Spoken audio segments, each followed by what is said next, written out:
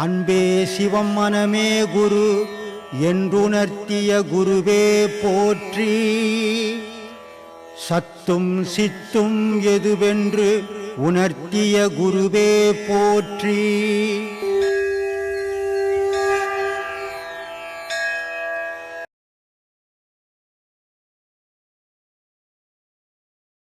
நான் சின்ன வயசில் இப்போ கோயிலெல்லாம் ஆடு வெட்டுறாங்க இல்லைங்க. சரி. ஸோ அதை பார்த்து நான் அப்போ இருந்தே தேட ஆரம்பித்தேன், ஏன் அப்படி வெட்டுறாங்க அது இதுன்னுட்டு.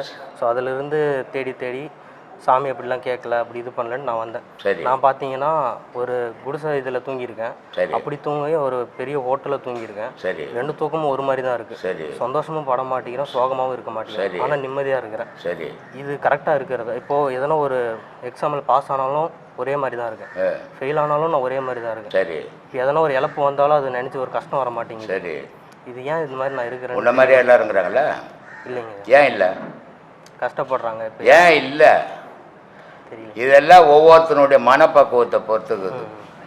இதுக்கும் ஆன்மீகத்துக்கு சம்பந்தமே கிடையாது. உலகத்தில் வாழறோம், ஒருத்தன் வாய் ருசிக்கு வெட்டி துணுக்குன்னே இருக்கிறான். ஒருத்தன் வெட்டுறதை பார்த்த ஏன் இப்படி இவனை வெட்டினா என்ன அவன் பாவமாக்குது இதுன்னு நினைக்கிறான். ரெண்டு பேரும் நினச்சோம் மனுஷன் தான் செயலில் அவன் மனசுக்கு ஏற்ற மாதிரி நினைக்கிறான். இப்போ அம்மா செத்து போது 6 மாதம் ஏந்துக்க மாட்டுறான் ஒரு புள்ள, அந்த பாசம். அம்மா செத்து போது முதல்ல ஓஞ்சி தொல்லன்னு நினைக்கிறான் ஒரு புள்ள. ரெண்டு பேரும் பிள்ளைங்க தான், அம்மா தான் பெற்றுது. அவன் மனசை பொறுத்து வாழ்க்கை, அவன் மனசை பொறுத்து செயல். இதுதான்மா வாழ்க்கை. இதில் எதுவுமே நிஜம் கிடையாது, எல்லாம் பொய்யா போக போகுது. நிஜம்ன்றது உன்னுடைய ஆன்மாவோ, நிஜம்ன்றது உலகத்தை ஆள்ற இறைவனும் தான் நிஜம். மீது எல்லாம் பொய் பொருள் தான். இந்த பொய்யே தான் தோற்ற பொருளாகுது. இந்த பொய்யை தான் நம்பி நம்ம வாழ்ந்துன்னுக்குறோம். இந்த உண்மை தெரிகிற வரைக்கும் இதெல்லாம் இருக்க தான் செய்யும். அதனால் இது ஒன்றும் தப்பு ரைட்டுன்னு சொல்ல முடியாது. உன் மனசுக்கு எது பிடிக்குதோ அது செய். சரிங்க. அப்புறம் இப்போ கர்ம வினையை நீங்கள் இப்போ நான் புண்ணியம் வரணும்னா தர்மம் பண்ணுன்னு நிறைய வீடியோவில் சொல்லியிருக்கீங்க, பார்த்துருக்கேன். எனக்கு அந்த புண்ணியமும் வேணாம், ஆனால் நான் தர்மம் பண்ணுறேன், நல்லது பண்ணணும். புண்ணியம் சேர்ந்தால் மறுபடியும் நான் பிறப்பேன், அதுக்கான பலன் அனுபவிப்பேன். அதில் என்ன வரப்போகுது? எனக்கு ஒன்றும் வராது, சந்தோஷம். தர்மமே பண்ணாத, தர்மமே பண்ணாதப்பா, புண்ணியம் வந்துடும் தர்மம் பண்ணினா. ஆனால் பாவமே பண்ணாத இரு பார்க்கலாம். ஒரு மனுஷன் பாவம் பண்ணாத ஒருத்தனை காட்டுங்க உலகத்தில் பார்க்கலாம். நீ நடக்கும்போது 4 எறும்பு செத்து போகுது, நீ பாவம் பண்ணாத இருக்குதையா? வாயில் பேசுறதுலாம் நல்லா இருக்கும், செயலில் செய்ய முடியாது. அதனால் தர்மம்ன்றது இது எல்லாத்தையும் தடுத்து நிறுத்தது தான் தர்மம். எனக்கு புண்ணியம் வேணாம் பாவம் வேணான்னா வாழ்ந்துட்டு போ, அது உன் விருப்பம். சொல்ல வேண்டியது என் கடமை சொல்லின்னுக்கிறேன். நீ எடுக்கலாம் போய், எனக்கு என்ன நஷ்டம், எனக்கு என்ன லாபம்? ஒன்றும் கிடையாது. அந்த புண்ணியம் எனக்கு சேரக்கூடாது. அதான்பா, புண்ணியம் வானா உனக்கு, பாவம் வானான்னு சொல்ல பார்க்கலாம். சோத்துனாது இருக்கு, பாவம் இருக்காமல் இல்லாமல் இருக்கும். நீ சாப்பிட ஆரம்பிச்சிட்டீங்கன்னா எப்போ சாப்பிட்றியோ அப்போல்லாம் பாவம் வரதான் செய்யும். என்ன வேலை செய்கிற? படிச்சுட்டு இருக்கேன். எப்போ படிச்சுட்டு இருக்கேன். வேலைக்கு போக மாட்டியா? வேலைக்கு போனால் பாவமாச்சு, அது பாவப்பட்ட சம்பளம் தானே, போவாத இருக்க முடியுமா? அதனால் உலக வாழ்க்கையை யோசித்து பாரு. தனிப்பட்ட முறையில் நீயா ஒரு கற்பனை பண்ணின்னு வாழ, அதை வாழவே முடியாது உன்னால். இப்போ நீ படித்ததெல்லாம் யாருடைய தொட்டில் படித்த? அதை எவ்வளோ பெரிய பாவம் தெரியுமா? அது எவ்வளோ பெரிய பாவம் தெரியுமா? நீ சம்பாரிச்சு படிக்கல இல்லை, அவங்க எவ்வளோ கஷ்டப்பட்டுருப்பாங்க உன்னை படிக்க வைக்கிறதுக்கு. அப்போ நீ அவங்க என்ன எதிர்பார்ப்பாங்க? நீ நல்லா வாழணும், நீ சம்பாரிச்சு போடணுன்னு. நான் பாவம் பண்ணுவோங்க, போக மாட்டேன் வேலைக்கு, நான் என்னத்துக்கு படித்ததுக்கு? அதனால் ப்ராக்டிக்கல் வேறு, பேசுறது வேறு. அதனால் ப்ராக்டிக்கலாக வாழ கற்றுக்குங்க. நல்லதை செய்ய முதல்ல விரும்புங்க மனசில். எனக்கு பாவம் வேணாம் புண்ணியம் வேணாம். பாவனுக்கு ஒரு அடையாளம், புண்ணியத்துக்கு ஒரு அடையாளமாக அதெல்லாம் விருப்பம் இருக்குது. நல்லது செய்ய, இப்போ நல்லது செய்யாதெல்லாம் எப்படி செய்வேன்? நீ நினச்சிக்கினே இருந்த போதுமா? செய்யறதுக்கு பொருளாதாரம் வேணும். சும்மா வாயில் நினச்சிக்கணும், இல்லைங்க நான் நல்லது செய்யணும் தாங்க நினைக்கிறேன், என்கிட்ட இல்லைங்கன்றான். நான் ஏன் நினைக்கிறேன்? நீ இல்லாதவன் ஏன் நினைக்கணும்? இருக்கிற கொடுக்குறவன் நினைக்கணும், கொடுக்க முடியாதவன் ஏன் நினைக்கணும்? அதை அதனால் பேசுகிற விஷயம் இல்லைப்பா, இது ரொம்ப பெரிய விஷயம். பேசுறதுக்கு நல்லா இருக்கும், எல்லாரும் பேசலாம், ஆனால் எல்லாராலையும் செய்ய முடியாது. செய்யறதுக்கு முயற்சிகள் பண்ணுங்க. டிக்டாக்ல ஆரம்பித்து நான் 1.5 வருஷமாக உங்கள் வீடியோ பார்த்துட்ருக்கேன். சரி. ஒரு வீடியோவை 10 தடவை பார்த்தாலும் எனக்கு சலிக்க மாட்டேங்குது. சரி. ஸோ எனக்கு நிறைய சந்தேகம் நிறைய இருந்துச்சு வாழ்க்கையில். சரி. நீங்கள் சொல்கிற ஒரு வார்த்தையை எனக்கு அந்த சந்தேகம்லாம் தீர்த்துருச்சு.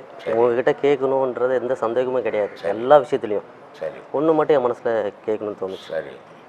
அது என்னென்னா, நம்ம ஆத்மா அப்பா நம்ம மனசு வந்து புல்லுன்னு சொன்னீங்க. உடலை மறந்துடுங்க, உயிரை மட்டும் நினைங்கன்னு சொன்னீங்க. எனக்கு அந்த உயிரை நீங்கள் அதுவும் சொல்லிட்டீங்க. என் உடம்பு எப்படி ஏக்குது, 3 விதமாக ஏக்குதுன்னு சொல்லிட்டீங்க. அதுவும் எனக்கு புரியுது. இந்துவாக தான் என் உயிர்னு சொன்னேன், அதுவும் எனக்கு புரியுது. அது எப்படி உணர்றது அந்த உயிரை அப்படின்றது எனக்கு உணரணுன்னா நீ அதிலே போனால் தான் உணர முடியும். ஐயோ, பாடம் உபதேசம் வாங்கு, அதை செய்துன்னே வரும்போது அங்கே சொல்லிக் கொடுப்பாங்க எதை நினைக்கணும்னுட்டு. அதை செய்யும்போது போக போக போக போக உணர அனுப்பேன். இது உணர்றது வந்து ஒரு நாள் ஏன்பா எப்படிப்பா அப்படின்னு உணர்றது இல்லை. ஏன்னா சொல்லி உணர்றது இல்லை, நீ செய்து உணர்றது. அதனால் உபதேசம் வாங்கும்போது அங்கே சொல்லி கொடுப்பாங்க, அதுபடியே நீ செய்து ஒரு 3 நாள் உபதேசம் வாங்கும்போது நீ உணர்வது. சரி சார். ஒரு நாளில் உணர்ற விஷயம் கிடையாது.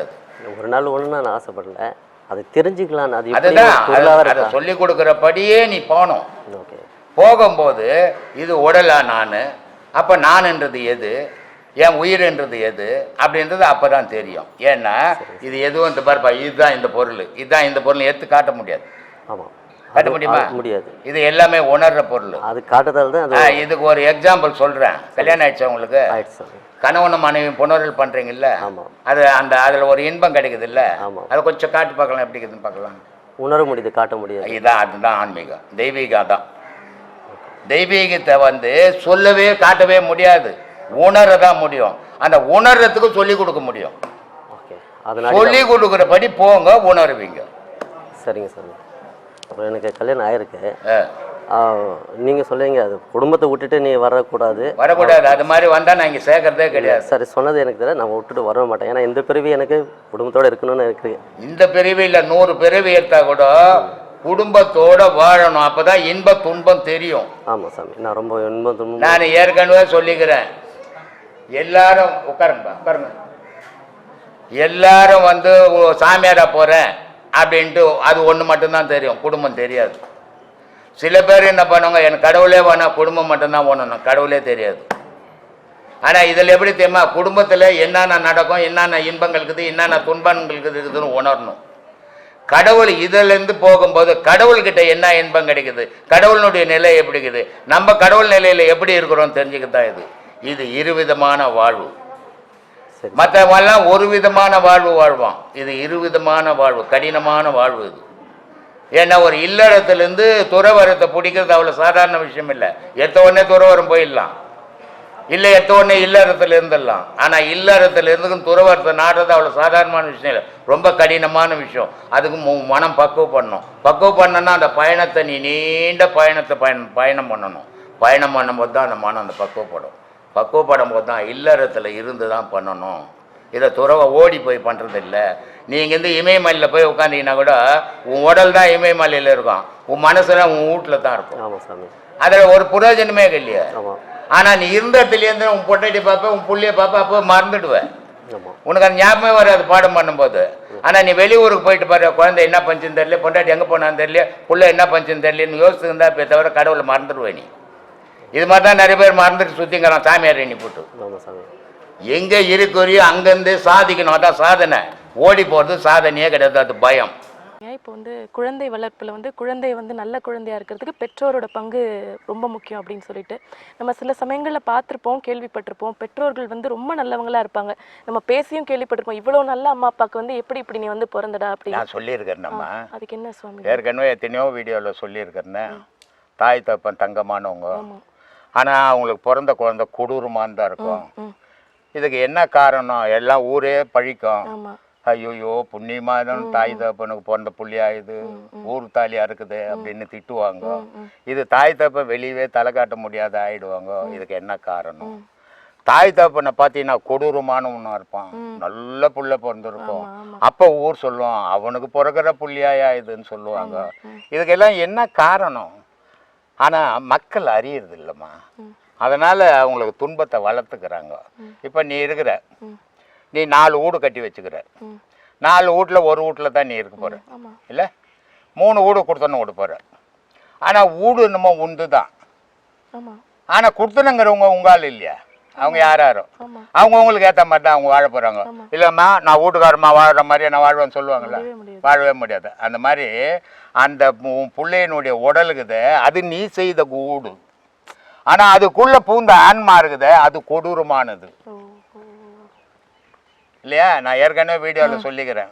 ஒரு குழந்தை பிறந்த உடனே தாயினுடைய சுவாசத்துல அந்த குழந்தை வளர்ந்தது. ஆனா குழந்தை பிறந்த உடனே தொப்புல கட் பண்ண உடனே தாய்க்கும் அந்த குழந்தைக்கும் உள்ள கனெக்ஷன் தொடர்பு அறுந்து போச்சு. அப்போ அந்த தொடர்பு இல்லாத போது அது பிணமும் கிடையாது, உயிரும் கிடையாது, பிண்டம்னு பேர் அதுக்கு. அப்போ தட்டும் போது அது ஆணு வாய் திறக்கும் போது உயிர் வரும். தண்ணி தெளிப்பாங்க, தட்டுவாங்க, அப்போ உயிர் வந்துடும். உயிர் வரும்போது அது வாய் திறக்கும். வாய் திறக்கும் போது அதனுடைய ஆன்மா உள்ள பூந்துடும். அகார உகாரம் மகாரம். அது புகுந்தது நல்லதா இருந்ததுன்னா அந்த குழந்தை நல்லபடியா வளரும். புகுந்தது கொடூரமா இருந்தா கொடூர குழந்தையாயிடும். தாய் தப்பனுக்கு அதுக்கும் சம்பந்தமே இல்லை அப்படின்னு சொல்லியிருக்கிறேன். சரி.